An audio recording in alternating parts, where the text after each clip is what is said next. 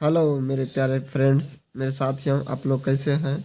I hope आप लोग स्वस्थ और मस्त होंगे। तो आप लोगों के लिए हम फिर से लाए हैं बायोलॉजी का ऑब्जेक्टिव, जो कि मोस्ट वीवीआई है 2026 के एग्ज़ाम के लिए। बिहार बोर्ड में आप लोग का स्वागत है। तो आइए मेरे साथ ऑब्जेक्टिव याद कीजिए और अपने एग्ज़ाम को बेहतर से बेहतर बनाने की कोशिश कीजिए। तो आते हैं बिना देरी किए हुए पहला नंबर क्वेश्चन, जो आप लोग के मोस्ट वीवीआई है। निम्न में से कौन प्राकृतिक संसाधन नहीं है? प्राकृतिक संसाधन नहीं है। तो आप लोग को पता होगा प्राकृतिक संसाधन क्या होता है। प्राकृतिक संसाधन यानी जो प्रकृति से हम लोग को जो संसाधन मिलता है उसे प्राकृतिक संसाधन कहते हैं। और एक मानव निर्मित संसाधन संसाधन होता है, जो मानव उसे बनाते हैं उसे मानव निर्मित संसाधन कहते हैं। इसमें पूछा है क्या, कौन प्राकृतिक संसाधन नहीं है? तो ऑप्शन आप लोग देख सकते हैं। वायु, वायु तो ऑटोमेटिक पहले से है। मृदा भी पहले से है। जल भी है। जीवधारी, जीवधारी हम लोग को जीव देते हैं। इसका मतलब डी, इसका आंसर क्या होगा? राइट है। इसका आंसर क्या होगा? जीवधारी। आगे आते हैं 2 नंबर भी क्वेश्चन हम लोग का मोस्ट वीवीआई है। कह रहा है टेहरी बांध का निर्माण किस प्रदेश में किया गया था? टेहरी बांध का निर्माण किस निर्माण किस प्रदेश में किया गया था? प्रदेश का नाम पूछेंगे। प्रदेश क्या है? देश विदेश नहीं, प्रदेश यानी अपना ही देश का रहा है। तो इसका आंसर हो जाएगा उत्तराखंड। टेहरी बांध किस राज्य में है? तो उत्तराखंड में है। किस राज्य में है? उत्तराखंड में है। आगे हम लोग का क्वेश्चन 3, जो मोस्ट वीवीआई क्वेश्चन है। कह रहा है चिपको आंदोलन किससे संबंधित है? आप लोग को पता होगा चिपको आंदोलन, जो महिलाएं लोग वृक्ष से चिपक गए थे। आप लोग पढ़े होंगे। चिपको आंदोलन से संबंधित है। तो आप लोग को किस में चिपक गए थे महिला लोग? वन संरक्षण। तो पेड़ में यानी कि वन में। तो आते हैं कहाँ से? वन देखते हैं यहाँ में हम लोग का 1 नंबर में है वन संरक्षण से है। वन के बचाव के लिए महिलाओं लोग पेड़ से क्या हो गए थे? चिपक गए थे। आते हैं हम लोग 4 नंबर देखते हैं।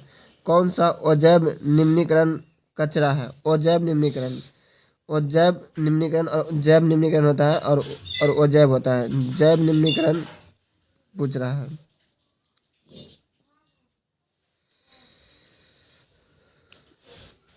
तो इसका आंसर हो जाएगा सी। राइट आंसर होगा थर्मोकोल।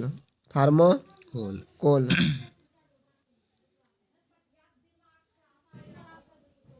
उसके बाद टिश्यू पेपर, केले का छिलका, थर्मोकोल, इनमें से सॉरी इनमें से क्या है? सभी। कह रहा है क्या, पहले हम लोग समझ जाते हैं कि जैव निम्नीकरण क्या होता है, वो जैव क्या होता है। कहता है वो जैव निम्नीकरण की कहता है वो जैव निम्नीकरण वैसा है जो कि सर गल नहीं सकते हैं। तो थर्मोकोल। केला भी सड़ सकता है, टिश्यू पेपर भी सर सकता है। तो थर्मोकोल नहीं सड़ सकता है। तो इनमें से सभी सर दिया गया है। इनमें सभी सही दे रहने दो। आगे देखते हैं। जैव विविधता का विशिष्ट स्थल है। जैव विविधता का विशिष्ट स्थल है। तो इसका आंसर है वन। क्या है? वन। आगे देखते हैं।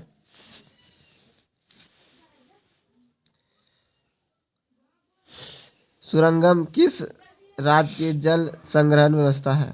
सुरंगम किस राज्य की जल संग्रह व्यवस्था है? तो इसका आंसर है क्या? कर्नाटक का। किसका है? कर्नाटक का। आगे देखते हैं। कर्नाटक में जल संग्रह स्थल को कहा जाता है। कर्नाटक में जल स्थल को क्या कहा? अभी देखो ऊपर में भी मिला है सुरंगम, तो यहाँ भी क्या कहा जाएगा? सुरंगम। लेकिन यहाँ क्या कहा गया है फिर भी देखिए, इसमें आंसर क्या दिया है? कट्टा। कट्टा दे दिया आप लोग। कट्टा तो समझ रहे कट्टा क्या होता है। आप लोग बिहारी है तो कट्टा तो पता होगा, लेकिन इसका आंसर कर्नाटक यही होगा, सुरंगम। क्या हो जाएगा? सुरंगम। क्योंकि आप लोग खुद देख सकते हैं अभी कर्नाटक में दिया था। सुरंगम किस राज्य की जल संग्रह व्यवस्था है? तो कर्नाटक। तो यही होगा क्या? कर्नाटक का जल संग्रह क्या होगा? सुरंगम। बिल्कुल सही है, आप लोग देख सकते हैं। तो आगे आते हैं हम लोग, क्योंकि आंसर भी कभी कभी गलत आ जाता है। आप लोग का सुरंगम हो जाएगा। आगे देखते हैं हम लोग। पृथ्वी पर ऊर्जा का मुख्य स्रोत है। पृथ्वी पर ऊर्जा का मुख्य स्रोत है तो सूर्य ही क्या है? हमारे पृथ्वी पर मुख्य ऊर्जा का स्रोत क्या है? सूर्य है। आगे टेहरी बांध परियोजना का निर्माण किस प्रदेश में किया गया था, यानी किस राज्य में किया गया? टेहरी बांध तो उत्तराखंड। टेहरी बांध किस राज्य में है? उत्तराखंड में है। आगे डैश वन संप्रदा का एक उदाहरण है। डैश वन संप्रदा का एक उदाहरण है। तो बी लकड़ी क्या होगा? लकड़ी क्या हो जाएगा? लकड़ी एक वन है। क्या वन संप्रदा की तो क्या है? लकड़ी है ना कि Yes, मिट्टी है कि तंबा है कि एल्युमिनियम है, तो लकड़ी हो जाएगा। आगे आते हैं 11 नंबर। निम्न में कौन जैव निम्नीकरण पदार्थ है? जैव निम्नीकरण पदार्थ है। तो जैव निम्नीकरण पदार्थ क्या है? DDT क्या है? DDT। आगे 12 नंबर देखते हैं। वन संप्रदा का एक उदाहरण है। वन संप्रदा का एक उदाहरण है। वन संप्रदा का एक उदाहरण है। तो वन वन संप्रदा से फिर आगे क्या? लकड़ी। निम्न में कौन सा जैव अनिम्नीकरणीय प्रदूषक है? निम्न में कौन क्या है? निम्न में कौन सा जैव निम्नीकरणीय प्रदूषक है? तो इसका आंसर हो जाएगा क्या? कीटनाशी। कीटनाशी। उसके बाद आते हैं 14 नंबर। वर्षा जल का संचय करता है। वर्षा जल का संचय हम लोग कैसे कर सकते हैं? तो भूमि जल का परिपूरण करके, यानी कि भूमि में अब जैसे बारिश का मौसम आएगा तो अपने भूमि को क्या करते हैं? कहीं भी गड्ढा बना के पानी को वहीं संग्रह कर लेंगे, उसी को कहते हैं भूमि जल। आगे आते देखते हैं हम लोग 15 नंबर। वन संपदा का उपाय है। वन संपदा का क्या उपाय हो सकता है? वन संपदा का उपाय नए वृक्ष लगा सकते हैं, वनों की कटाई पर रोक लगा सकते हैं, जनसंख्या वृद्धि पर रोक लगा, यानी इनमें से सभी। बड़े बड़े बांधों से होते हैं। बड़े बड़े बांधों से क्या होता है? सिंचाई की व्यवस्था होती है। क्या होती है? सिंचाई की व्यवस्था होती है। आगे चिपको आंदोलन किस वर्ष प्रारंभ किया गया था? तो 1970 में चिपको आंदोलन क्या प्रारंभ किया गया था? 1970 में। गंगा कार्य परियोजना किस वर्ष प्रारंभ किया गया? गंगा कार्य परियोजना किस वर्ष प्रारंभ किया गया था? 1985। 1985। उसके बाद निम्नलिखित में कौन सा प्राकृतिक संसाधन? निम्न में कौन प्राकृतिक संसाधन है? कौन प्राकृतिक संसाधन है? तो कौन क्या? निम्न में से कौन प्राकृतिक संसाधन है? प्राकृतिक संसाधन है तो गंगा नदी क्या है? प्राकृतिक संसाधन। ईंट हम लोग बना सकते हैं, सीमेंट बांध ये सब हम लोग बना सकते हैं। क्या होगा? गंगा नदी। आगे सरदार सरोवर बांध किस नदी पर स्थित है?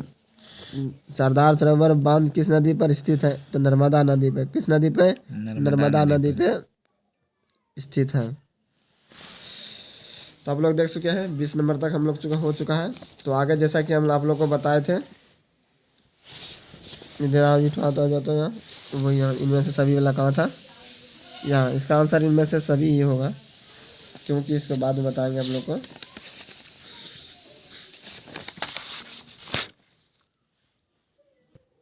तो आगे हम लोग का अगला चैप्टर है हमारा पर्यावरण। चैप्टर का क्या नाम है? हमारा पर्यावरण है। तो जैसे क्वेश्चन है कि हरे पौधे कहलाते हैं। हरे पौधे को हम लोग क्या कहेंगे? आप लोग देख सकते हैं, देखिए जल्दी से आंसर कमेंट कीजिए। आप लोग हरे पौधे को क्या कह सकते हैं? इसका आंसर हम नहीं बताने वाले हैं। अगला हम लोग का क्वेश्चन है 2 नंबर।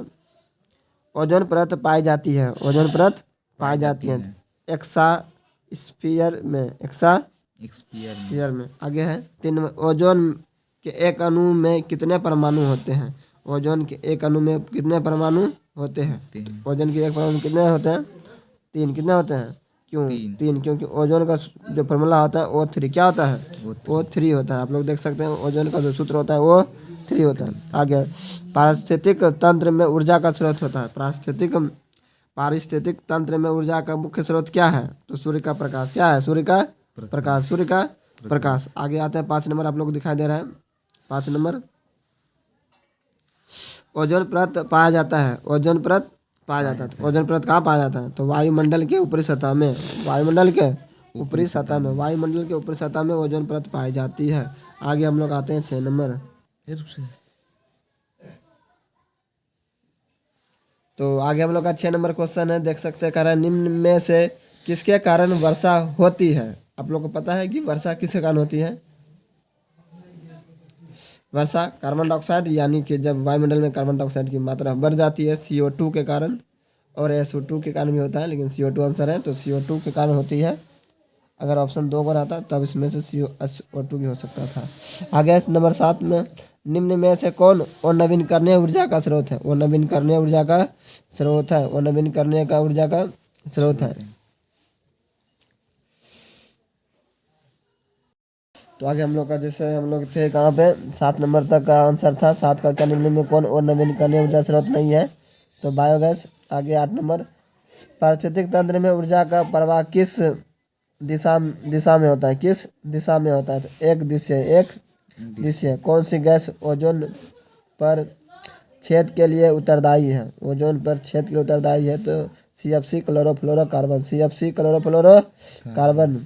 उसके बाद 10 नंबर में क्वेश्चन है, 10 नंबर क्या कह रहा है कि निम्न में कौन सा जीवाणु जनित रोग नहीं है? जीवाणु जनित रोग नहीं है तो सी क्या है? सी क्या है? मस्सा। क्या है? मस्सा। मस्सा। क्या है? मस्सा। आगे 11 नंबर, कौन सी गैस वे वैश्विक ऊष्मा के लिए उत्तरदायी है? तो कार्बन डाइऑक्साइड। क्या है? Carbon dioxide. उसके बाद 12 नंबर हम लोग आते हैं, निम्न में कौन आहार श्रृंखला का निर्माण करता है? निम्न में कौन आहार श्रृंखला का निर्माण करता है? तो बी घास, बकरी और मानव आहार श्रृंखला का निर्माण करता है। आहार श्रृंखला का निर्माण घास गेहूँ खाता है? नहीं, गलत हो जाएगा। बकरी गाय खाता है? नहीं खाता है बकरी को। घास बकरी खाता है, ठीक है। फिर बकरी को मानव खाता है, जैसे घास मछली खाता है, मछली को बकरी खाता नहीं, गलत है। ये नंबर बी क्या है? सही है। आगे आते हैं 13 नंबर, निम्न में कौन सा पर्यावरण अनुकूलित नहीं है? पर्यावरण अनुकूलित नहीं है तो मोटरसाइकिल से चलना, क्योंकि मोटरसाइकिल से प्रदूषण होता है, इसलिए क्या ही सही नहीं है। आते हैं हम लोग 14 नंबर में, देखते हैं 14 नंबर हम लोग देखते हैं। 14 नंबर में क्या है, निम्नलिखित में कौन एक आहार श्रृंखला का निर्माण करता है? आहार श्रृंखला का निर्माण करता है तो फिर आहार श्रृंखला को हम लोग देखते हैं, घास, बकरी और मनुष्य। बिल्कुल सही है। आते हैं 15 में, ओजोन परत किस हानिकारक विकिरण से पृथ्वी की सुरक्षा प्रदान करता है? तो कैसे करेगा? तो पराबैंगनी किरण से हम लोग का क्या होता है? बचाता है। पराबैंगनी किरण से बचाता है। आगे निम्न में से कौन गंगा प्रदूषण के लिए उत्तरदायी नहीं है? गंगा प्रदूषण के लिए उत्तरदायी नहीं है तो गंगा में मछली पालना बहुत ही क्या लाभदायक होता है? गंगा में मछली पालना क्या होता है? बहुत ही लाभदायक, क्योंकि कीटाणु सबको खा जाता है। आगे नंबर 17 है, निम्न में कौन सा एक प्राकृतिक पारिस्थितिक तंत्र है? प्राकृतिक पारिस्थितिक तंत्र क्या है? तो तालाब है, क्या फसल क्षेत्र है, जंगल है, झील है? इसका आंसर क्या हो जाएगा? झील। क्या हो जाए? झील। फिर वही आगे क्वेश्चन सेम टू सेम वही मिल रहा है क्वेश्चन। तो निम्नलिखित में कौन उपभोक्ता से श्रेणी में रखे? आते हैं नंबर 20 नंबर हम लोग देखते हैं। 20 नंबर आ जाओ। 19 नंबर देखते हैं, निम्न में कौन से समूहों में केवल जैव निम्नीकरण पदार्थ हैं? केवल जैव निम्नीकरण पदार्थ हैं तो घास, पुष्प तथा चमड़ा। घास, पुष्प तथा चमड़ा। घास, लकड़ी तथा प्लास्टिक। फलों के छिलके, केक तथा नींबू का रस। ये होगा, क्या होगा? नंबर बी, क्योंकि फलों के छिलके, केक और नींबू रस ये सब क्या हो सकते हैं? खत्म हो सकते हैं। आगे आते हैं 20 नंबर देखते हैं, निम्न में 20 नंबर, निम्न में से किसे आप उपभोक्ता की श्रेणी में रखेंगे? उपभोक्ता की श्रेणी में रखेंगे तो किसको रखेंगे? उपभोक्ता की श्रेणी में हरे पौधे को, नीलहरी शैवाल को, फूल और पत्ते को, जंगली जानवर को। उपभोक्ता किसे कहते हैं? हरे पौधे को क्या कहते हैं? उपभोक्ता कहते हैं, ठीक है। आगे नंबर 21 नंबर क्वेश्चन है, निम्न में से कौन एक जैव प्रक्रम द्वारा अपघटित होने वाली पदार्थ है? जिसका आंसर क्या है? सूखे घास पत्ते। सूखे घास पत्ते। आगे नंबर 22 नंबर क्या है, निम्न में से कौन एक भूमिगत जल का उदाहरण है? भूमिगत जल का उदाहरण क्या हो सकता है? कुआं, तालाब, नदी, समुद्र। नदी। निम्न में से कौन एक भूमि जल का उदाहरण है? भूमि जल का उदाहरण क्या है? नदी, कुआं, तालाब, समुद्र। नदी।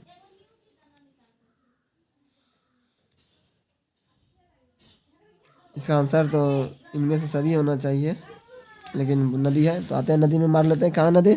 यहाँ पे है। आगे, डेंगू उत्पन्न करने वाले मच्छर किस तरह के जल में रहते हैं? डेंगू जो उत्पन्न करते हैं वो सब मच्छर किस जल में रहते हैं? तो गंदे जल में रहते हैं। गंदे जल में 23 नंबर, गंदे जल में रहते हैं। उसके बाद आगे हम 24 नंबर, 24 नंबर,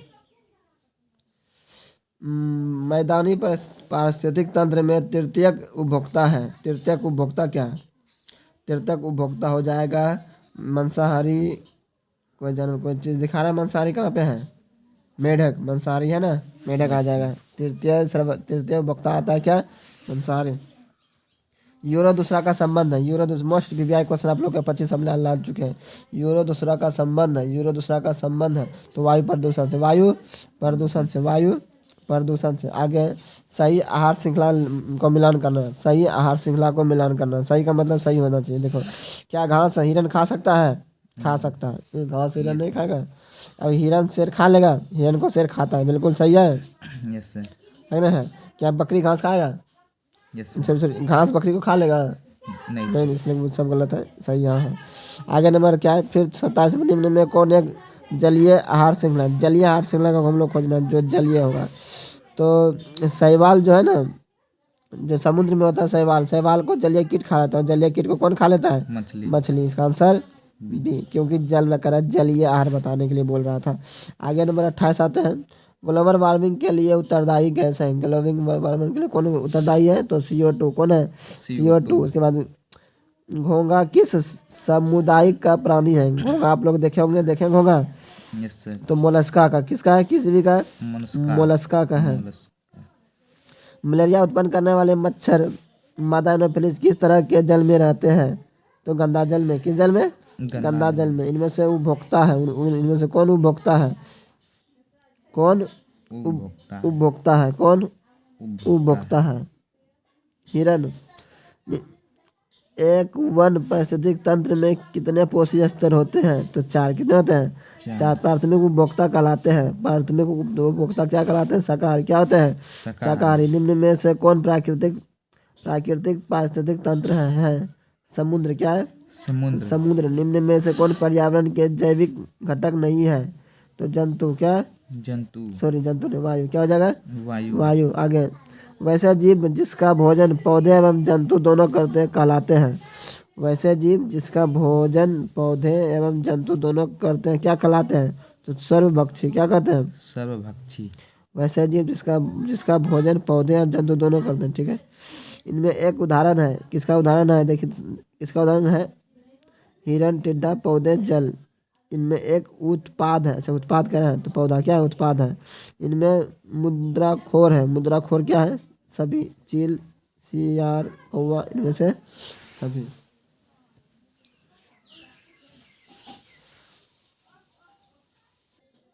तो आगे हम लोग आते हैं, देखते हैं मोस्ट वीआई क्वेश्चन कि किस वैज्ञानिक को अनुवांशिकी का पिता कहा जाता है? अनुवांशिकी का पिता किसे कहा जाता है? तो मोस्ट वीआई क्वेश्चन आप लोगों के लिए लेके आए हैं Gregor John Mendel. Gregor John Mendel number 1 का मोस्ट वीआई सवाल है, ग्रेगर जॉन मेंडल। उसके बाद है जीन शब्द किसने प्रस्तुत किया था? जीन शब्द किसने प्रस्तुत किया था? जीन शब्द किसने प्रयुक्त किया था? तो जोहान्स। कौन है? जोहान्स ने। मेंडल ने अपने प्रयोग में किस पौधे का उपयोग किया था? तो मटर का। किसका? मटर का। निम्न में से कौन एक अपसेसी अंग मानव में पाया जाता है? मानव में अपसेसी अंग क्या पाया जाता है? अपेंडिक्स। क्या पाया जाता है? अपेंडिक्स। आगे द ओरिजिनल ऑफ स्पेस नामक पुस्तक किसने लिखा था? तो डार्विन। क्या है? डार्विन। क्या है? डार्विन। आगे हम लोग आते हैं 6 नंबर। किस जीव की जीनी संरचना कहलाती है? किसी जीव की जीनी संरचना क्या कहलाता है? तो जीनोटाइप। आगे कौन सा अभिलक्षण वंशागत नहीं है? वंशागत नहीं है। तो बाल की प्रकृति। बाल का प्रकृति वंशागत नहीं है। आँख का रंग हो सकता है, शरीर का आकार भी हो सकता है, चमड़ी का रंग भी होता है, लेकिन बाल से कोई लेना देना नहीं हो सकता है वंशागत में। उसके बाद समजात अंग का उदाहरण है। समजात अंग बताना है। तो हमारा हाथ और कुत्ते का अग्रपाद क्या है? दोनों सेम टू सेम बराबर है। हमारा जो हाथ है वो सेम टू सेम किसके बराबर है? कुत्ते के आगे के दोनों हाथ की तरह है। उसके है समजात अंग के उदाहरण है। फिर समजात अंग दे दिया, फिर हो गया हमारा हाथ और कुत्ते का हाथ हो जाएगा सेम। 2 नंबर दोनों सेमी क्वेश्चन आ गया था। आगे आते हैं 10 नंबर। विकास के आधार पर निम्नलिखित में से किसका शारीरिक अभिकल्प उत्तम है? तो किसका है? चिंपैंजी का। किसका है? चिंपैंजी के हम लोग आकार के हैं। निम्न स्त्रियों में लिंग गुणसूत्र का युग्म होता है। स्त्रियों का होता है एक्स। स्त्रियों का एक्स और पुरुष का XY। पुरुष का XY। आप लोग ध्यान दें, पुरुष का XY और स्त्रियों का XX होता है। मानव शरीर के किसी मोस्ट वीआई आप लोग को ध्यान से देख सकते हैं। स्त्री का XX और महिला और पुरुष का XY गुणसूत्र पाया जाता है।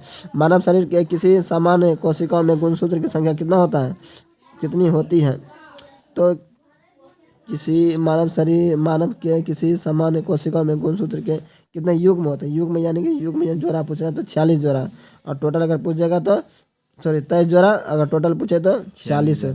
वंशागत युग्मों का प्रतिपादन किसने किया? वंशागत युग्मों का प्रतिपादन किसने किया? तो ग्रेगर जॉन मेंडल ने। आगे आते हैं, आप लोग बने रहे मेरे साथ, आप लोग को कहीं छोड़ के नहीं जाना है। आपको 1000-2000 क्वेश्चन तो आज बायोलॉजी का ख़त्म कर देंगे। आगे आते हैं हम लोग। 14 नंबर क्वेश्चन क्या है देख सकते हैं आप लोग, क्या है देख सकते हैं। लिंग गुणसूत्र का पूर्व जोड़ा पाया जाता है। लिंग गुणसूत्र का पूर्व जोड़ा पाया जाता है। तो लिंग जोड़ा XX किसमें होता है? स्त्री में होता है। आनुवांशिक गुणों का संदेश होता है। तो DNA के अणु में कीटों के पंख और चमगादड़ के पंख किस तरह के अंग है? तो समजात अंग। किस तरह के अंग है? समजात अंग है। जिन शब्द का प्रस्तावना किसने की थी? जिन शब्द का प्रस्तावना किसने की थी? आंसर है कोई नहीं है। तो आप लोग इसका आंसर बताएंगे क्या होगा। आगे 18 नंबर, पक्षी और चमगादड़ के पंख होते हैं। पक्षी और चमगादड़ के पंख कैसे होते हैं? समजात अंग। कैसे होते हैं? तो घेंगा किस समूहिक का है? तो मोलस्का। हम लोग पढ़ चुके हैं, मोलस्का लिखा है घेंगा। आगे विकासीय दृष्टिकोण से हमारी किससे अधिक समानता है? तो चीन के विद्यार्थी से।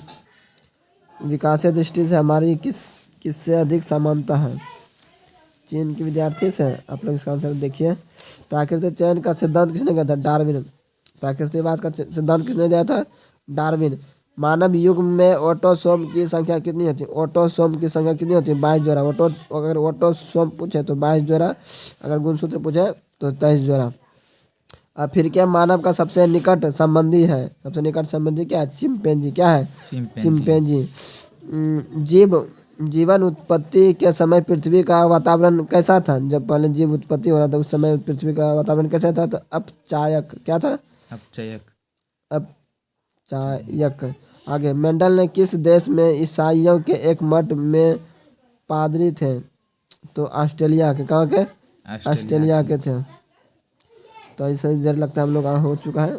आते हैं आगे, देखते हैं हम लोग कुछ मोस्ट भेजा क्वेश्चन कराते हैं। जैसे वहाँ पुरुष जिनका गुणसूत्र अभी बताए थे, पुरुष का क्या होगा? XY होगा। ठीक है, बिल्कुल, बहुत अच्छा। आगे हम लोग फिर मोस्ट भेजा क्वेश्चन लेके आ रहे हैं। निम्न में कौन स्त्रियों में पाए जाने वाले लिंग क्रोमोसोम का जोड़ा है? आप लोग पता है ना, X हो जाएगा। उसके बाद यहाँ सबसे मोस्ट वीवीआई आप लोग को 23 नंबर क्वेश्चन। आप लोग बने रहे मेरे साथ, आप लोग को अभी और मोस्ट वीवीआई क्वेश्चन दिखा रहे हैं। मेंडल के एक संक्रमण प्रयोग के दौरान F2 पीढ़ी में लंबे एवं बौने पौधे का लक्षण पद्धति का अनुपात क्या था? तो 3:1। क्या था? 3:1। इसको मोस्ट याद करना, 3:1, 3:1, 3:1 था, 3:1 था। तो आप लोग बने रहे मेरे साथ, आप लोग हम ढूंढ रहे हैं मोस्ट वीवीआई क्वेश्चन।